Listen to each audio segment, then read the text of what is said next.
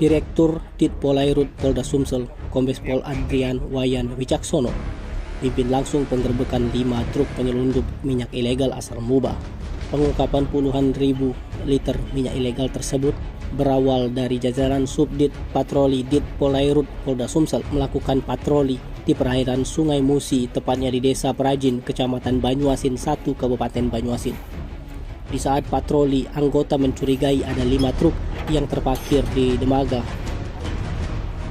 Setelah itu, Direktur Ditpolairut Polda Sumsel, Kombes Pol Andreas bersama jajaran Subdit Ditpolairut Polda Sumsel langsung terjun ke TKP menggunakan kapal cepat speedboat.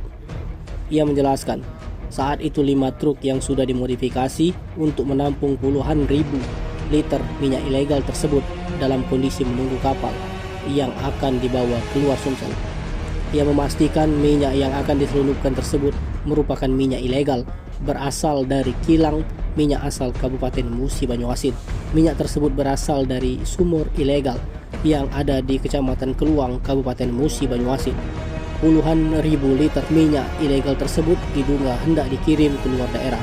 Sebanyak 10 orang diamankan, terdiri dari 5 supir dan 5 orang kernet. Satu aja bang. Boleh. Informasinya dari Desa Keluang. Aktivitas ilegal drilling. Yang Muba ya Pak Dir. Mau kemana Pak Dir? Dari aktivitas ilegal drilling Pak Dir ya.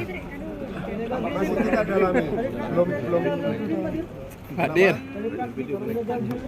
Ya, Mas. Pak Dir. Belum Dari perlu adanya saksi ahli jaringannya Pak Dir. Pak Dir, ini kan legal drilling atau penyalahgunaan subsidi. Pak Dir, kapan ini katanya mau menyeberang ke daerah perairan Mariana gitu. siapa? Belum sampai ke situ. Pak Dir, cukongnya gimana Pak Dir? Cukong minyak ini? Masih kita Pak Dir, mobil ini kan mobil modifikasi. Sudah lama atau ini kan mobil modifikasi, berarti fokus hanya untuk minyak ini ya Pak Dir? masih pendalaman.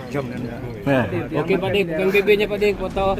Tim Liputan Sumsel Ado TV melaporkan.